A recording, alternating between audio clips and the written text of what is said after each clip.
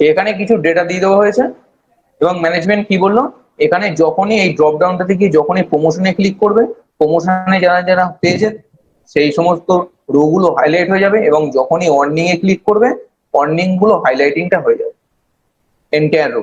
তা কিভাবে কাজটা করবো? তা প্রথম কাজ কি করতে হবে, আমাদের পুরো ডেটাটাকে সিলেকশন করে নিতে হবে। কন্ট্রোল শিফট রাইট এরো ডাউন এরো পুরো ডেটাটাকে সিলেকশন করে নিলাম।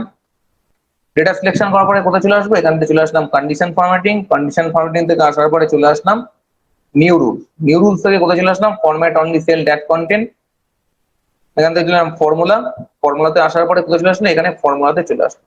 আসার পরে কি করলাম, এখান থেকে চলে আসলাম ইকুয়াল টু, ইকুয়াল টু করে কি করলাম, এখানে প্রথম সেলটাকে আমরা কিন্তু সিলেকশনটা করলাম।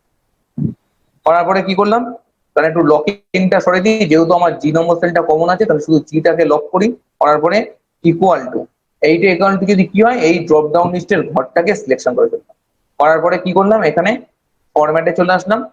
ফরম্যাটে আসার পরে এখানে একটা কালার আমি সাপোজ চয়েস করলাম। করার পর যখনই এখানে ওকে বাটনে ক্লিক করব, আর একবার ওকে বাটনে ক্লিক করবো, তার যেগুলো ওয়ার্নিং আছে তার এন্টায়ার ওগুলো কিন্তু হাইলাইটিংটা হয়ে গেল।